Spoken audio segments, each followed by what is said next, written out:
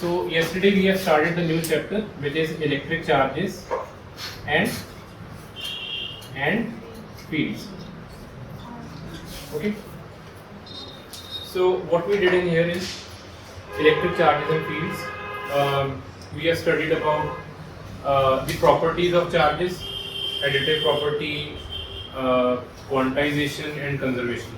So कल का जो टॉपिक जो भी हमने किया, the most important thing is what is quantization. So just like 5-minute revision. What is quantization? What is quantization? Total charge is equal to integral multiple of a charge on an electron, right? So that means Q is equal to plus minus. Why it is plus minus any? Positive charge और negative. हाँ, अगर positive charge होगा तो plus, otherwise minus अगर electron, right? चलो ये तो हो गया। ओके, आज हम जब नेक्स्ट टॉपिक हमारा होगा दैट इज वेरी इंपॉर्टेंट, जो फर्स्ट इसके न्यूमेरिकल्स काफी बनने के चांसेस होते हैं, that is Coulomb's law of forces. Coulomb's law of forces. Okay, so कल हमने एक थोड़ा सा डिस्कस ये किया था कि if we are having two charges like let's say positive and negative, तो ये क्या करेंगे? अट्रैक्ट होंगे कि रिपेल होंगे? अट्रैक्ट होंगे। अगर बेटा ये अट्रैक्ट होंगे देन ऑब्वियसली अट्रैक्टिव एक फोर्स लगेगी, राइट? वो फोर्स क्या करेगी? वो इसको अपनी तरफ को पुल करने की कोशिश करेगी और ऑब्वियसली इसको अपनी तरफ को पुल करने की कोशिश करेगी, है ना? और वो जो फोर्स होगी उसकी कुछ ना कुछ वैल्यू भी होगी। जैसे कि अगर मैं आपको कह दूं कि यहाँ पे 2 पॉजिटिव चार्जेस आ गए और यहाँ पे 2 नेगेटिव आ गए, तो मुझे बताओ कि ज्यादा फोर्स इसमें लगेगी या इसमें लगेगी? अट्रैक्टिव फोर्स 2 में लगेगी, बिकॉज मैग्नीट्यूड ज्यादा हो गया, ठीक है? अच्छा, अब मुझे बताओ अगर मैं कह दूं कि हमारे पास 2 पॉजिटिव 2 नेगेटिव की जगह 2 नेगेटिव और 2 नेगेटिव है, तो मुझे बताओ इसमें फोर्स ज्यादा लगेगी या इसमें फोर्स ज्यादा लगेगी?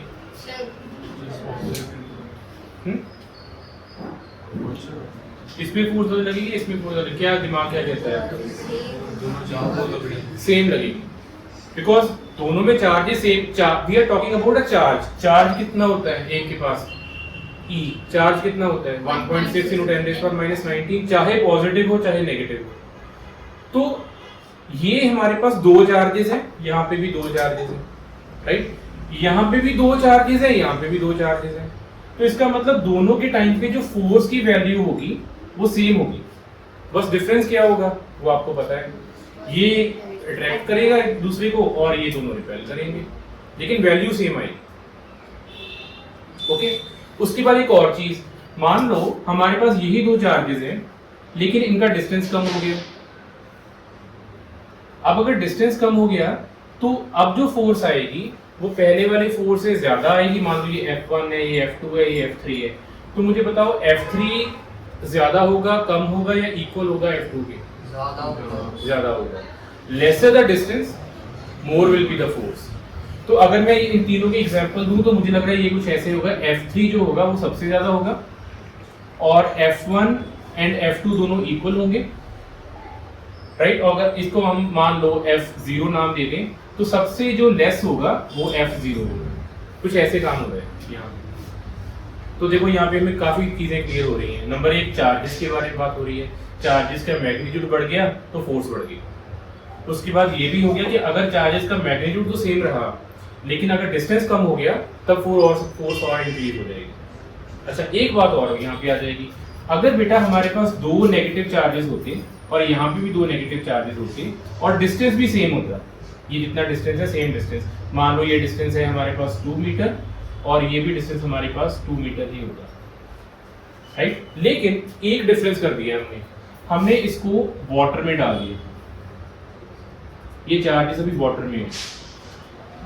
तो आप मुझे बताओ जो ये वाली फोर्स आएगी जिसका नाम मान लो हम F4 बोल दें, तो F3 और F4 में से ज्यादा फोर्स किस पे होगी? कौन लगाएगा? वाटर वाला। एक बात तो श्योर है कि दोनों का डिस्टेंस सेम है, ये भी सही हो गया कि दोनों का मैग्नीट्यूड भी सेम है, लेकिन बस एक डिफरेंस है, ये एयर है और ये वाटर है। तो आप मुझे बताओ एयर में फोर्स ज्यादा होगी या वाटर में होगी? हमेशा एयर में मैक्सिमम होती है। एयर के बाद अगर आप उसको किसी भी मीडियम में डाल दोगे, वाटर हो जाए, ऑयल हो जाए, किसी भी मीडियम में डाल दोगे, उसकी फोर्स कम हो जाएगी। ये भी हम करेंगे, अभी हम लिखेंगे। तो इसका मतलब ये हुआ कि F3 की फोर्स ज्यादा होगी F4 से।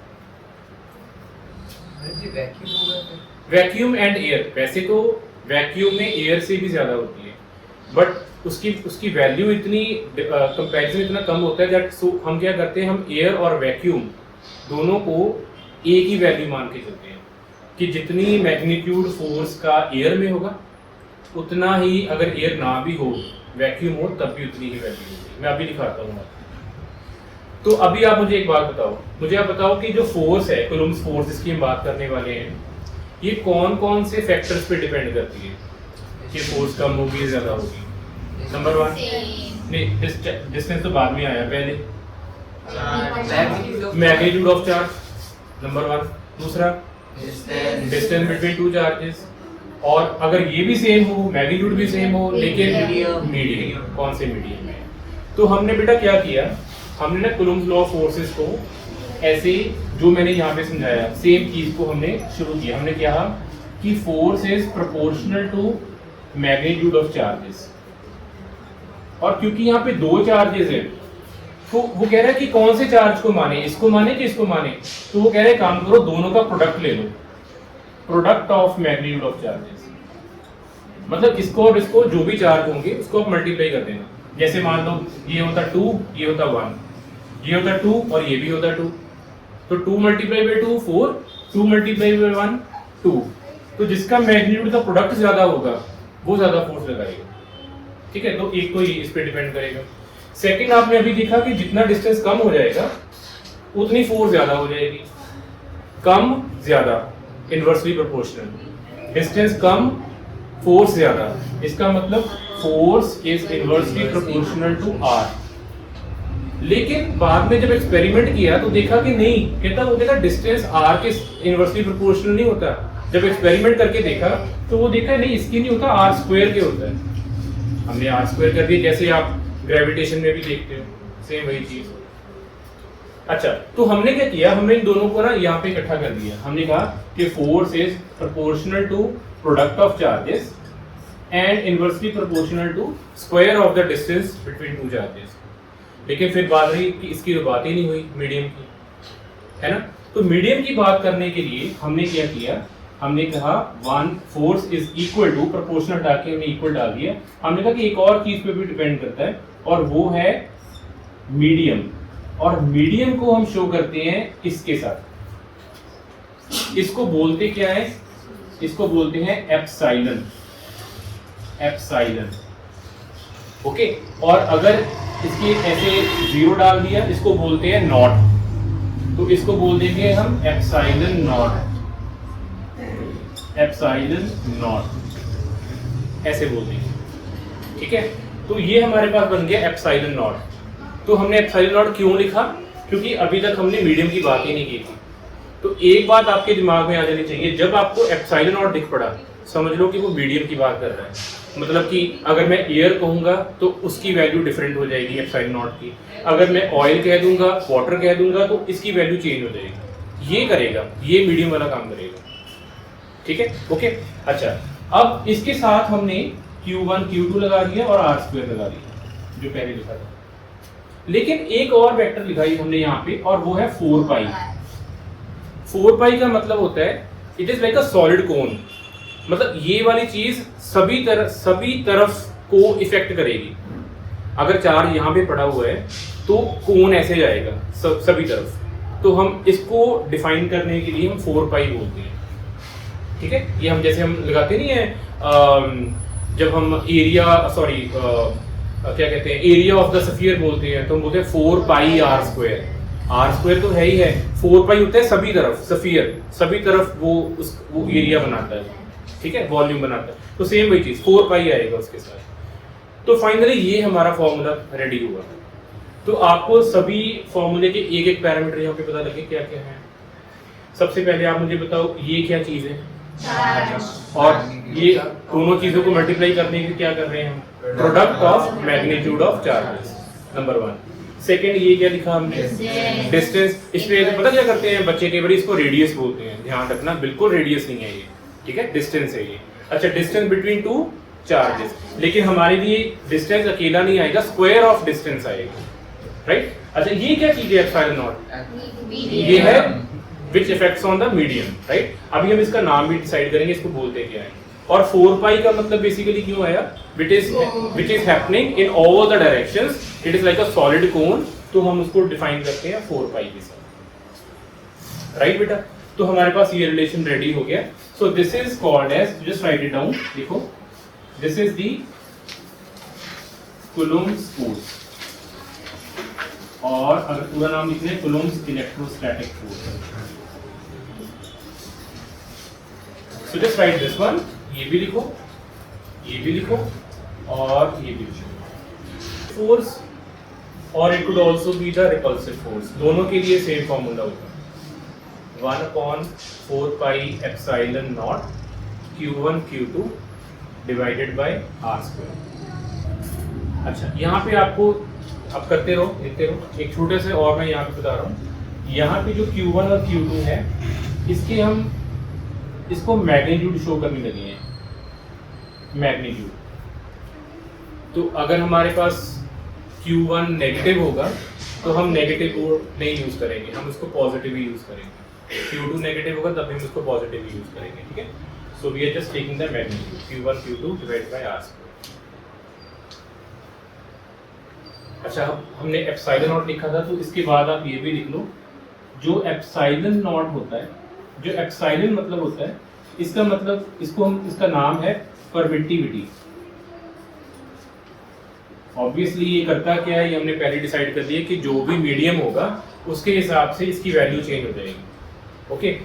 और अगर हम एप्सिलॉन नॉट लिख देंगे तो इसका मतलब होगा परमिटिविटी इन फ्री स्पेस और वैक्यूम,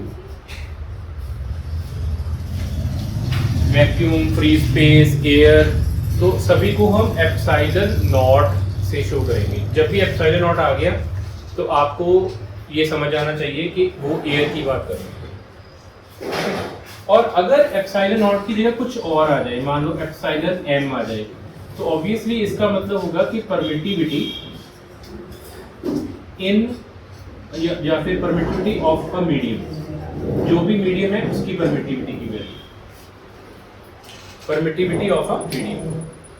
और अगर हम epsilon M divided by epsilon naught कर दें तो इसको बोलते हैं हम एप्सिलॉन आर या फिर के। इसका मतलब होता है आप एक की परमिटिविटी दूसरे के हिसाब से फाइंड आउट करना चाह रहे हो, इसको हम ऐसे बोल देंगे रिलेटिव परमिटिविटी।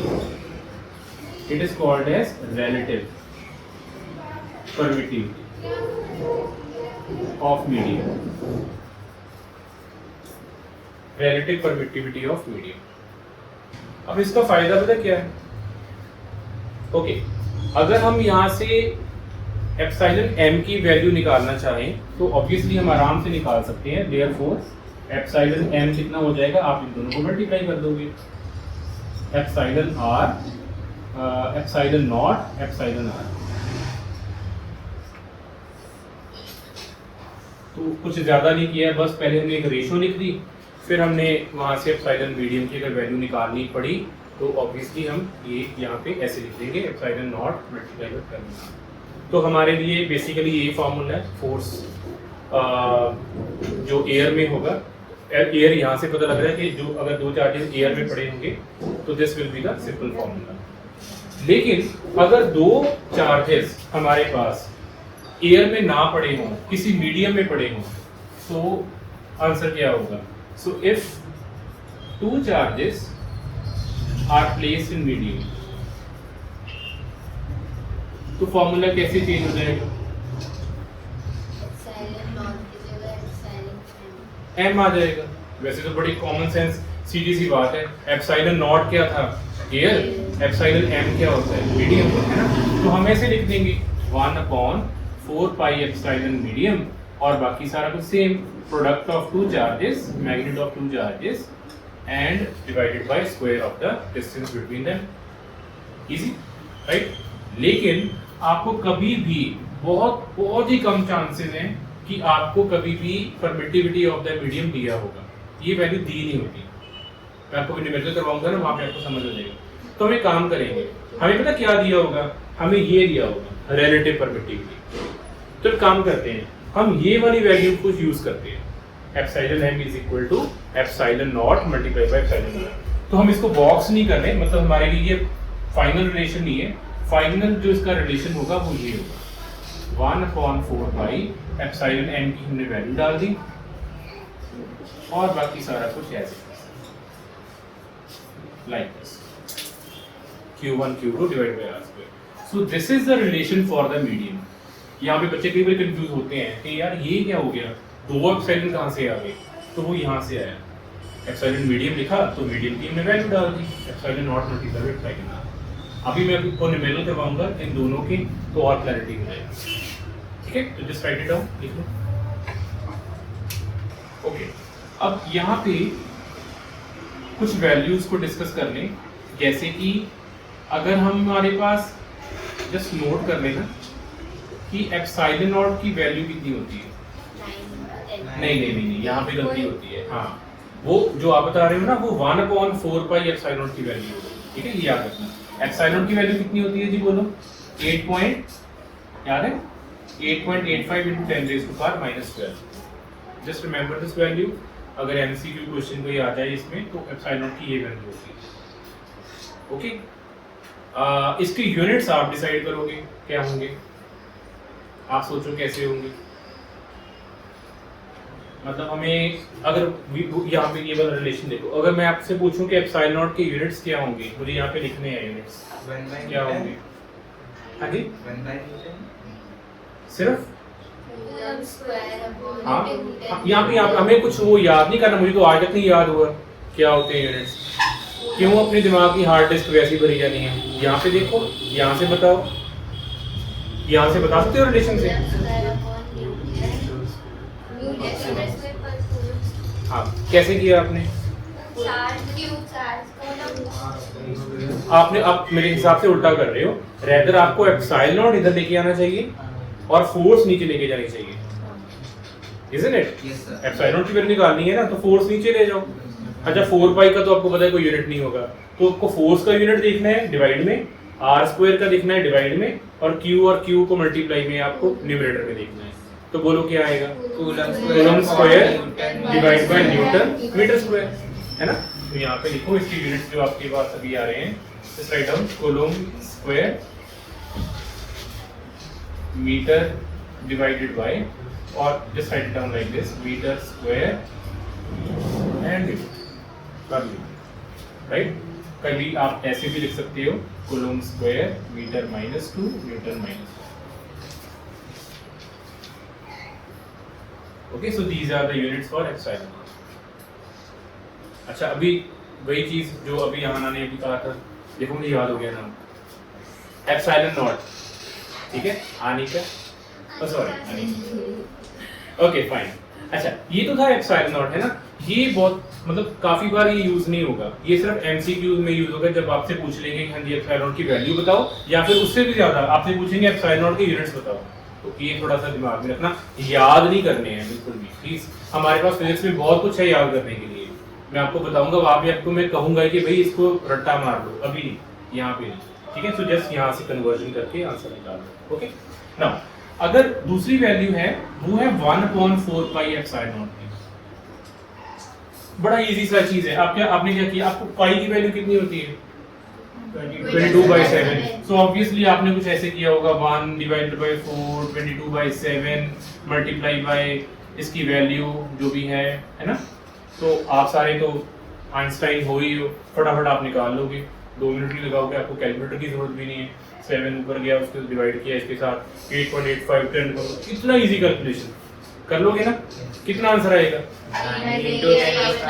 मैंने कहा ना कितने होशियार हो, देखो फटाफट आंसर निकाल लिया, सॉल्व भी कर लिया इसको। वेरी नाइस, शाबाश, keep it up. So 9 to 10 to the power 9। वैसे मैं आपको बता दूं जस्ट फॉर योर इंफॉर्मेशन, इसका answer 8.99 to 10 to the power 9 आता है। चलो ठीक है आप 9 होता है ना पावर में। सॉरी 19 ही 9, ठीक है 9 to 10 raised to power 9। अच्छा इसकी यूनिट्स बताओ। इसकी newton metre square per coulomb square. हाँ क्या newton metre square per coulomb square. Newton metre square per coulomb square, क्योंकि आपको इसकी वैल्यू निकालनी है बेटा, इसकी वैल्यू ये, तो ऑब्वियसली इसको ऐसे ही रहने दो, है ना। Q1 Q2 को नीचे ले जाओ और R स्क्वायर को ऊपर ले जाओ, तो F के साथ R स्क्वायर आ गया और ये डिवाइड में चला गया, तो newton metre square divided by coulomb square, right. तो यहाँ पे आ गया newton metre square divide by coulomb square, उससे ऑपोजिट हो जाएंगे। Okay so just write on this, रहने दो। So this is 1.4 pi epsilon. This value you have to remember, 1.4 pi epsilon. Okay ठीक है, चलो अभी हम थोड़ा सा यहाँ पे स्टॉप करके ना एक छोटा सा क्वेश्चन करते हैं, आप मुझे इसका आंसर बताना। मान लो हमारे पास यहाँ पे दो चार्जेस हैं, 3 माइक्रोकूलम और 6 माइक्रोकूलम, ये प्लस में है और ये नेगेटिव में है, और इनके बीच जो डिस्टेंस है वो है 3 mm, राइट। तो आपको मुझे बताना है कि what is the Coulomb's force, कितनी आएगी, उसका फॉर्मूला लगा दो। क्योंकि देखो यहाँ पे एयर है, कोई मैं मीडियम तो बता नहीं रहा हूँ आपको, तो इसका मतलब ये वाला फॉर्मूला लगेगा, है ना। तो क्या हमने मेथड सीखा था, फॉर्मूला लिखो F इक्वल्स टू और वैल्यूज पुट करो, देखो क्या आएगा। सी फोर्स का फॉर्मूला क्या होगा, 1/4 pi epsilon not Q1 magnitude Q2 magnitude divided by R square, right. अब इसकी वैल्यू कितनी थी हमारे पास, 9 × 10⁹ 9/9, यहाँ पे हमने लिखी है।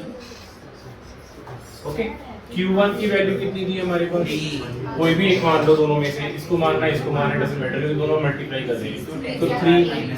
लेकिन यहाँ पे माइक्रो कूलम है, तो हमने कल 2-3 दिन पहले किया था कि 1 micro coulomb is equal to 10⁻⁻⁶ coulomb. इसको तो दिमाग में बिठा लो, पता नहीं क्योंकि बहुत जितने भी आपके क्वेश्चंस आएंगे ना, ये आपको माइक्रो कूलम में ही आएंगे, नैनो कूलम में भी चले जाएंगे।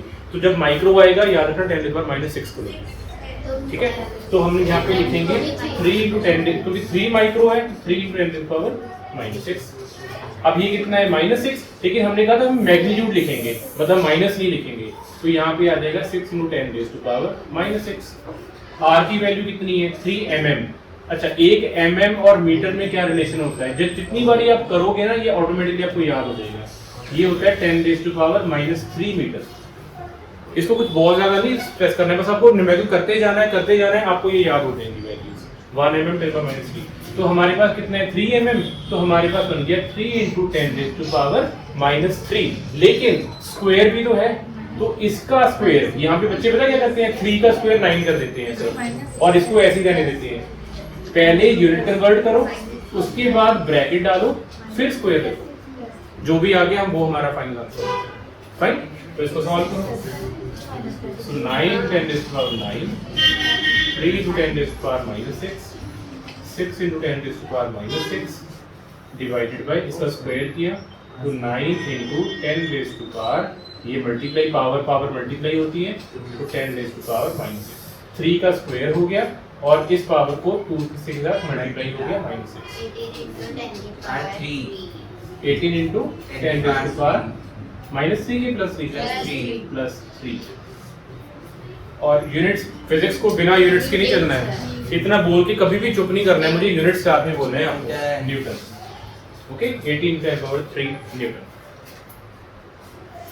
ओके बेटा, अगर आपको किसी को इसमें भी प्रॉब्लम है, इन केस कि जब ये ऊपर जाएगा प्लस होगा कि माइनस होगा, कैंसिल कैसे होंगे, एनीथिंग, तो आप मेरे से जब भी क्लास खत्म होती है, थोड़ा सा टाइम होता है, तो मेरे से ये कैलकुलेशन भी पूछ लेना।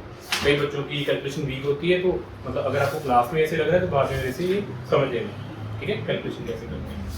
सो we got this answer, right, very nice.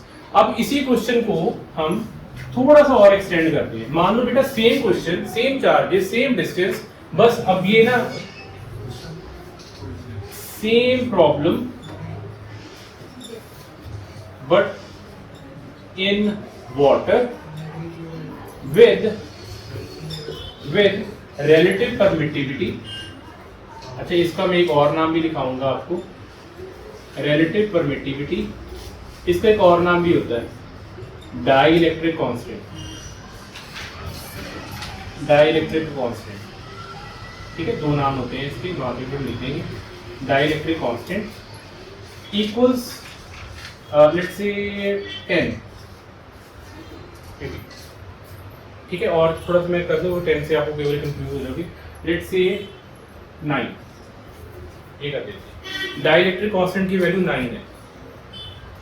तो अब आपको बताना है कि find the new force, find the new force. तो पहले तो सोचो हो क्या रहा है यहाँ पे, वो कह क्या रहा है, वो कह रहा है कि जी सारे चार्जेस है, बस इसको उठा के हमने वाटर में डाल दिया। ठीक है, और जो आपके लिए नई बात, और वो ये है कि जब वाटर में डाला तो हमारे दिमाग में आया कि अच्छा वाटर में डाला है तो फिर उसने वाटर की परमिटिविटी भी तो दी होनी चाहिए। नहीं देता है वो परमिटिविटी, उसका एक रीजन होता है, मैं आपको बाद में बताऊंगा। लेकिन वो परमिटिविटी ऑफ वाटर नहीं देता। वो क्या देता है, वो permittivity with respect to air के साथ बताता है कि वाटर की परमिटिविटी कितनी थी। मतलब कि वो रिलेटिव परमिटिविटी बताता है। रिलेटिव का मतलब होता है कि वाटर के एयर के कंपैरेटिवली वाटर की परमिटिविटी दोनों की रेशो क्या थी। तो आपको हमेशा ये वाली वैल्यू 99% दी होगी। ठीक है, अब अगर ये वाली वैल्यू दी होगी तो हमको यहाँ पे लिख दिया 9। अब इसका फायदा क्या हुआ देने का, इसका फायदा हुआ कि हमें डायरेक्टली ये वाला रिलेशन यूज करना है, ये वाला। ठीक है, 1/4 pi epsilon multiply by relative permittivity. हमेशा ये दिमाग में रखना, ये वाली चीज। राइट, करते हैं कैसे? तो अगर आपने कर लिया वेल गुड। तो हमने किया फोर्स इज इक्वल टू, कैसे करेंगे ये वाला, क्योंकि हमें उसने वाटर दे दिया है यहाँ पे। इसका मतलब अब मीडियम वाला फॉर्मूला यूज करेंगे, 1/4 पाई एप्सिलॉन आर, बाकी सारा कुछ as it is, divided by R square. Right, अब नेक्स्ट स्टेप में सॉल्व कैसे करेंगे? हाँ, ये तो देखो अच्छा हो गया, हमारे पास ये वाली वैल्यू ऑलरेडी अवेलेबल है, ये वाली वैल्यू ऑलरेडी अवेलेबल है, 9 × 10⁻⁹। फाइन, ये याद रखना, ये बार बार हम ये वाली चीज करेंगे। और रिलेटिव परमिटिविटी उसने पहले ही दे दी, डाइलेक्ट्रिक कांस्टेंट उसने पहले ही दे दी है। ओके, और ये वाली वैल्यूज तो पहले जो थी, हाँ जी, 3 माइक्रोकूलम मतलब कितने?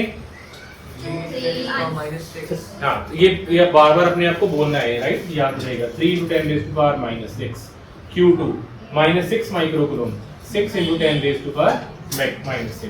R square 3 mm 3 mm 3 × 10⁻⁻3 metre.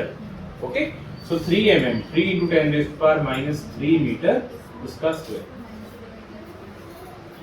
Okay बेटा, राइट, तो हमारे पास सारी वैल्यूज यहाँ पे अवेलेबल हैं, तो हम सॉल्व कर सकते हैं इसको। 9 × 10⁻3। ओके गुड, तो इसको सॉल्व करो, शाबाश बाकी भी। सो 9 × 10⁻, ये हमारे पास वाटर है, वाटर, तो 9 × 10⁻⁹। अच्छा, ये वाले बच्चे भी गलती यहाँ पे भी करते हैं, जब 1/4 पाई एप्सिलॉन आता है तो उनके दिमाग में आता है अच्छा 4 पाई एप्सिलॉन की वैल्यू होती है 9/9, तो वो डिवाइड में यहाँ पे लिखते हैं 9/9। याद रखना 1 की वैल्यू, पूरी की वैल्यू है 9/9। ओके, ये गलती होती है केस में। तो हम इसको न्यूमरेटर में लिखेंगे, डिनोमिनेटर में नहीं जाएंगे। लेकिन एप्सिलॉन आर जो है वो डिनोमिनेटर में है, तो multiply by 1/εr which is 1/9, और फिर हमने चार्जेस का प्रोडक्ट लिख दिया और 3 mm मतलब इसका स्क्वायर कर दिया। ओह सॉरी, हाँ ठीक है, ओके, तो कितना आएगा? 9 से 9 कैंसिल, 6 3 18, तो 9 तो कितना आ जाएगा? सॉल्व करो, 9 से 9 गया, 3 6 18, और तो मैं एक स्टेप में लिख देता हूँ 10⁻9 3। अच्छा, मैं सॉरी, मुझे लिखना भी चाहिए क्योंकि कई बार बच्चों को कंफ्यूजन होती है। 10⁻9 6 3 18, जिनको कंफ्यूजन है 10⁻⁻6 10⁻⁻6, अगर बेस सेम हो तो पावर्स क्या होती हैं, ऐड होती हैं। तो ये बन गया 10 raise to power -6 that is -12 divided by 3 का स्क्वायर हो गया 9, 10 टू पावर -3 और पावर ये दो मल्टीप्लाई होंगी तो ये बन जाएगा -6। ओके, तो 9 से 18 गया, 2 आ गया और ये आ गया 2 मल्टीप्लाई बाय ये और ये क्या होंगी, मतलब ऐड अप होंगी, अगर माइनस है तो माइनस हो जाएंगी। और ये वाला क्या करेगा जब ऊपर जाएगा, पॉजिटिव हो जाएगा तो अपना साइन चेंज करेगा। अगर नहीं पता है मैं फिर पूछ रहा हूँ मेरे से एक बार दोबारा से, जहाँ मैं फिर यहाँ पे लिख रहा हूँ 10 रेज़ टू पावर 9, एक्चुअली ये 9 प्लस -12 है, मतलब आप इन दोनों को ऐड कर रहे हो। अगर साइन माइनस है तो फिर माइनस हो जाएगा, है ना। लेकिन ये वाला जब ऊपर जाएगा तो ये माइनस वाला प्लस बन जाएगा, दैट इज +6। ये याद रखना। ओके, तो हमारे पास आंसर बन गया 2 × 10 रेज़ टू पावर -3 + 6 3 न्यूटन। ये आगे F ऑफ वाटर। तो हमने ये भी पता कर लिया कि वाटर के साथ मीडियम में कैसे निकालना है और हमें एयर में है तब कैसे करना है। अब एक और चीज नोट करो, ये देखो, अगर मैं आपको ये कहूँ कि what is the relation between F air and F medium, दोनों में रिलेशन क्या होता है। एक काम करो, एक काम करते हैं, F एयर का फॉर्मूला क्या होता है, मुझे कौन बताएगा। हाँ जी, 1/4 pi epsilon air epsilon not, epsilon nought, ठीक है। ये कई बार होता है, अभी मैं लिख रहा हूँ एप्सिलॉन, स्लोली बोले, एप्सिलॉन नॉट, आगे Q1 Q2 divided bye R, ये फॉर्मूला होता है। ओके, अब मुझे बताओ F मीडियम का फॉर्मूला क्या होता है, कौन बताएगा। हाँ जी बेटा, 4 पाई एप्सिलॉन, बिल्कुल सही है, बट याद है आपको दूसरा फॉर्मूला लिखा सी, second one epsilon not epsilon R, है ना, epsilon not epsilon R Q1 Q2 upon R। Okay, can you just divide these two, लिखो अपने कॉपी में करो, कॉपी में करो, इन दोनों को डिवाइड करो और देखो क्या बनता है आंसर। देख मैं तुम कह रहे हैं ओवर कॉन्फिडेंस में गलती हो जानी है। ये this is my experience for all the classes. So जिनके 95-96% आते हैं, आए हैं, सो वो करते हैं, चाहे उनको आता भी होता है, कॉपी में करते हैं, लिखते हैं। बताओ जी, सो जस्ट डिवाइड दिस। सो पहले एयर का फॉर्मूला लिख दो, एयर का फॉर्मूला, और उसके बाद क्योंकि दूसरी चीज डिवीजन में है तो अगर आप डिवाइड करते हो तो वो रेसिप्रोकल होके उल्टा हो जाएगा, मतलब कि ये वाली वैल्यू ऊपर चली जाएगी। मैं I think I should write in the other way ताकि आपको गलती ना हो। So just let me write like this. So 1/4 pi epsilon naught Q1 Q2 divided by R square divided by 1/4 pi epsilon naught epsilon R Q1 Q2 divided by R. And I think आपको पता है जब ये ऐसी चीज होती है जो डिनोमिनेटर में डिवीजन में होता है वो ऊपर चला जाएगा, राइट। तो ये इस पे क्या रेसिप्रोकल हो जाएगा, तो आपको 1/4 pi epsilon naught Q1 Q2 upon R square multiply होके ये वाली डिनोमिनेटर ऊपर चला गया, that means 4 pi epsilon naught R square ऊपर चला गया और डिवीजन में आ गया Q1 Q2, ठीक है। तो सब कुछ कैंसिल, यहाँ पे ये भी गया, R square भी गया, 4 pi भी गया और epsilon भी गया। तो कभी जी 1/epsilon R नहीं, ओनली epsilon R। नहीं no, F air upon F medium equals to epsilon R, ठीक है। ये हमारे पास है, वेरी वेरी इंपॉर्टेंट रिलेशन। अब मुझे बताओ ये इंपॉर्टेंट क्यों था, मैंने ये अभी तक इरेज नहीं किया था ये वाला। ओके, ये क्या कह रहा है, F एयर, याद रखना F एयर ऊपर है न्यूमरेटर में, F मीडियम नीचे है डिनोमिनेटर में, इक्वल्स टू एप्सिलॉन आर। पहले तो मुझे ये बताओ एप्सिलॉन आर की वैल्यू क्या ग्रेटर देन 1 होगी या लेस देन 1 होगी? वो क्यों? वो क्यों? इतनी कॉन्फिडेंस से बोला, मैं क्या भी आंसर आएगा। मेरा रीजन है, हाँ हाँ बोलो ना, वही तो सुनना चाह रहा हूँ। नहीं उधर 9 एयर में सबसे बस ये क्या रीजन हुआ? फोर्स एयर में सबसे ज्यादा होता है, मैक्सिमम होता है। यस बिल्कुल, अभी तो हमने कहा था एयर में जो फोर्स होती है वो हमेशा मैक्सिमम होती है, तो ये वाली वैल्यू तो ऑब्वियसली कम होगी। तो अगर न्यूमरेटर ज्यादा है डिनोमिनेटर कम है तो ऑब्वियसली आंसर तो 1 से ज्यादा ही होने वाला है ना। तो एप्सिलॉन आर जो आएगा it is always greater than 1, ठीक है, ग्रेटर देन 1। ओके जी, क्लियर? ठीक है, ओके। तो यहाँ पे मैं आपको गलती बता दूंगा आपकी क्या होती है। बच्चे F medium upon F air लिख देते हैं, और मैं बताऊं वो क्यों लिखते हैं, उसका भी रीजन होता है। क्योंकि उनके दिमाग में, उनके सबकॉन्शियस माइंड में ये वाला फॉर्मूला चल रहा होता है जहाँ पे मीडियम ऊपर होता है और एप्सिलॉन नॉट नीचे होता है, तो वो इन दोनों को कंफ्यूज कर देते हैं यहाँ पे, राइट। तो हम एक काम करने लगे हैं, वंस अगेन एक फॉर्मूला लिखने लगे हैं, F air upon F medium equals to epsilon medium upon epsilon air equals to K और एप्सिलॉन आर। ऐसे होता है। अब जो आपको क्वेश्चंस आएंगे नॉर्मली फिजिक्स के 12th क्लास में, वो F air upon F medium के साथ आएंगे। अगर आपको नीट जेई में जाओगी तो वो इसके साथ भी आ सकते हैं, ठीक है। तो एयर आपको ये याद रखना है, अगर आपको इजी करना है ना, अपने दिमाग पे ज्यादा लोड नहीं डालना है। आप इजी वे यहाँ पे उठाओ। इजी वे ये है कि आप इसको याद कर लो, F air upon F medium is equal to K, बस। उसके बाद अगर एप्सिलॉन आ गया तो ऑब्वियसली उससे उल्टा हो जाएगा, राइट जी। इतना समझ में आ गया। अब दोबारा से यहाँ पे आओ इसी क्वेश्चन पे। ये क्वेश्चन ये था कि अगर यहाँ पे 3 है -6 है और हमने इसका आंसर निकाल लिया था, कितना आंसर निकला था? 18 और 10 समथिंग। ये ध्यान से सुनना, हमने कहा था कि अगर सेम प्रॉब्लम हो और हम उसको वाटर में डाल दें जिसकी डाइलेक्ट्रिक या परमिटिव रिलेटिव की वैल्यू 9 हो जाए, तो बताओ जी न्यू फोर्स कितनी होगी? हमने क्या किया, हमने यहाँ पे 1.4 पाई एप्सिलॉन नॉट आर किया, फिर यहाँ पे आंसर निकाला, सारा कुछ किया है ना। क्या अब ये जो आपने किया अब थोड़ा सा इजी कर सकते हैं इसे?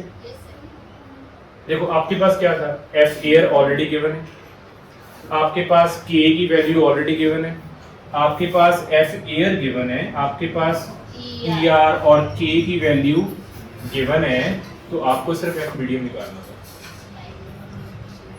राइट। तो हम इसको क्या करेंगे, तो इसका मतलब ये हो गया for the previous question, for the previous numerical हम एक काम कर सकते थे कि हमें गिवन था एफ एयर विच इज 18 ये, और हमें के की वैल्यू भी गिवन थी 9, और हमें एफ वाटर निकालना था।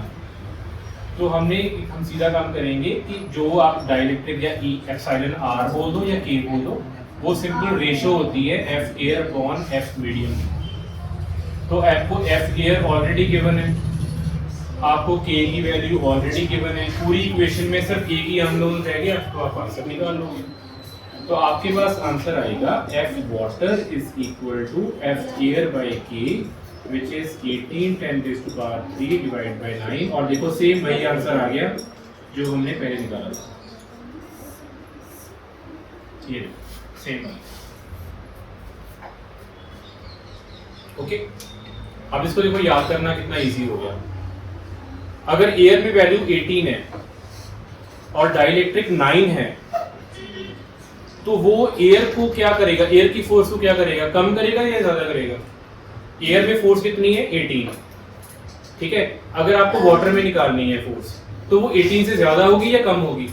कम होगी। कम करने के लिए आप मल्टीप्लाई करते हो या डिवाइड करते हो? तो आपको क्या करना था, जो डाइलेक्ट्रिक है उसे साथ डिवाइड कर देना, आंसर आ गया, है ना।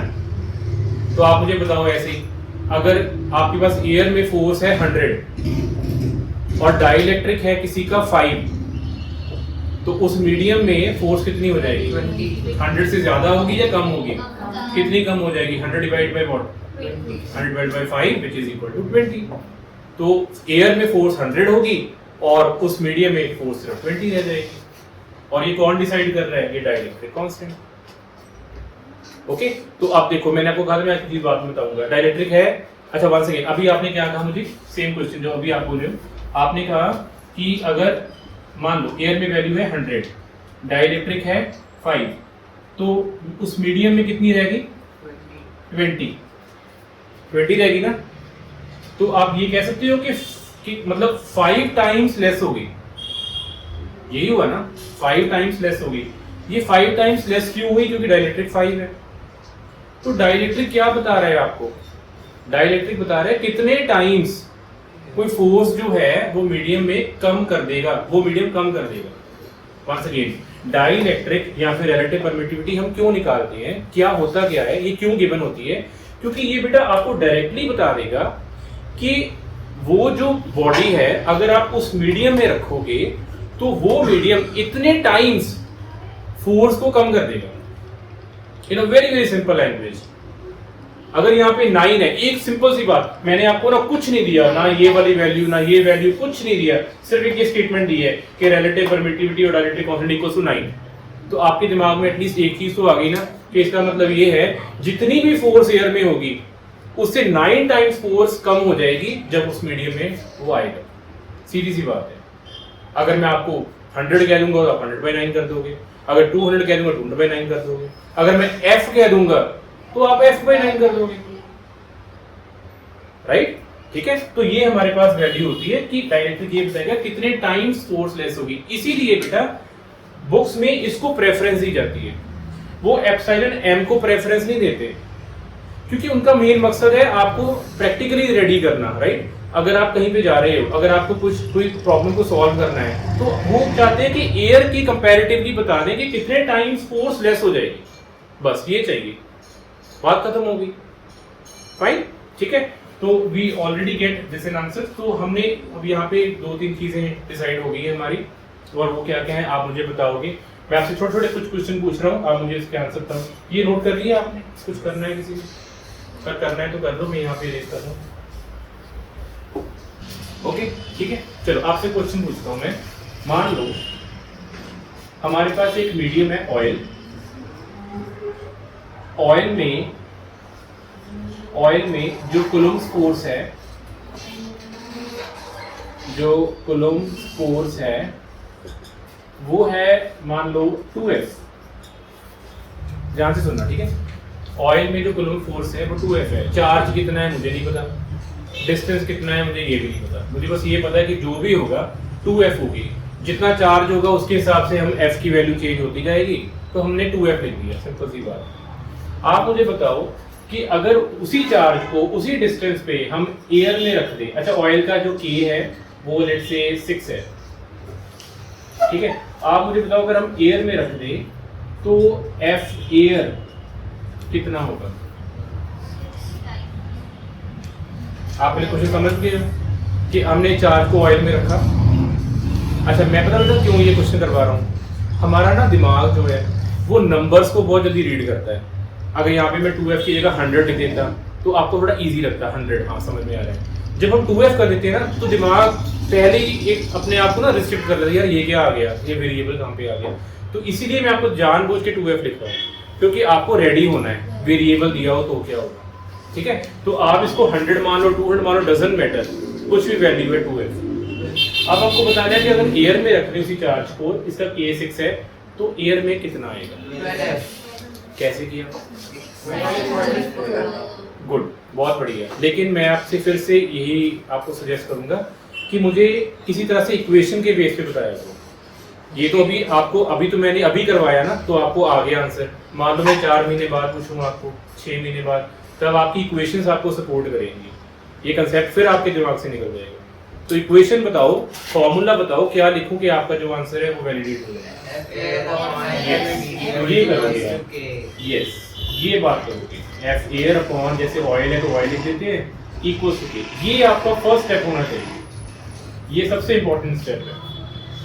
बाद में जो आप कंसेप्ट मुझे बता रहे हो कि हाँ जी वो बढ़ जाएगी कम हो जाएगी, वो बात की बात है, पहले आपको इक्वेशन तो आनी चाहिए। अब आप जो मर्जी कर लो, आपको एफ एयर निकल, जैसे मैंने कल बताया था कैसे सॉल्व करते हैं, ये हमें सॉल्व करना है, एरो मारो और क्वेश्चन मार्क मार दो, हमें पता करना है, ठीक है। के की वैल्यू गिवन है, एरो लगाओ और 6 लिख दो, राइट। एफ ऑयल गिवन है, हाँ जी गिवन है, तो यहाँ पे एरो लगाओ और 2f लिख दो, अब सॉल्व कर लो क्वेश्चन मार्क, फाइन। तो हमारे पास एफ एयर की वैल्यू आ गई, 2f उधर चला गया, सो मैं पूरा लिख दूं F air upon 2f equals to 6, so F air is equal to 6 multiply by 2f equals to 12। देखो ये इजी पार्ट हो गया। अगर आप ऐसे इक्वेशंस पे फोकस करोगे ना तो 2f हो, 2n हो, 2c हो, डजंट मैटर, ठीक है, बस आपको ये आना चाहिए ऐसे सॉल्व करना, फाइन। ओके, ये करवाते करवाते कहीं आप ये मत भूल जाना कि अगर आपको क्वेश्चन ऐसे आ जाए, मान लो आपको क्वेश्चन ऐसे आ जाए, ये देखिए नया क्वेश्चन आ रहा है, आपको क्वेश्चन आ जाए यहाँ पे +3 माइक्रोकूलम और यहाँ पे आ जाए लेट्स से -8 माइक्रोकूलम और इनके बीच का डिस्टेंस है अगेन लेट्स से 3 mm और इसको हमने पूरे मीडियम को हमने वाटर में डाला हुआ है जिसका k की वैल्यू है या साइन r की वैल्यू है 10 या लेट्स से 8 और आपको कहा जाए कि जी हमें बताओ वाटर में फोर्स कितनी होगी, तो आप क्या करोगे? हमने ये सारा कुछ पढ़ा कि F air upon F medium के होता है, नहीं क्यों करोगे? यही मैं आपको समझाना चाह रहा हूँ। कहीं आप ये मत यहाँ पे मत सारा फोकस कर लेना कि ओके जब भी के दिया होगा तो हमें यही फॉर्मूला लगाना है। बेटा ये फॉर्मूला तब लगाना है अगर आपको एफ एयर दिया हो और आपको एफ मीडियम निकालना हो। अगर आपको क्वेश्चन ही यहाँ से शुरू हो गया तो आपने एक फॉर्मूला यहाँ पे लिखा था ना, वो बॉक्स वाला जो मैं आपसे पूछ भी रहा था, जहाँ पे हमें मीडियम में फोर्स निकालनी होती है, वो वाला फॉर्मूला, तो आप डायरेक्टली वो लगाओ, मतलब आप ये वाला फॉर्मूला लगाओ, ये वाला फॉर्मूला लगाओ, सिंपल, बस सॉल्व कर दो, है ना। क्योंकि आपका दिमाग ना बार बार अभी यहाँ पे, मुझे पता है यहाँ पे इंक्लाइन हो गया कि के दिखा नहीं तो हम ये वाला फॉर्मूला लगा देंगे, नहीं ऐसे नहीं है। आपको अब पहले क्वेश्चन ही ये आया तो आप ऑब्वियसली पूरा फॉर्मूला से सॉल्व करो, ठीक है जी, राइट। तो यहाँ पे सॉल्व, ओके नाइस, किया लिख के लिखो, लिख के सारा कुछ। तो 9 × 10⁹,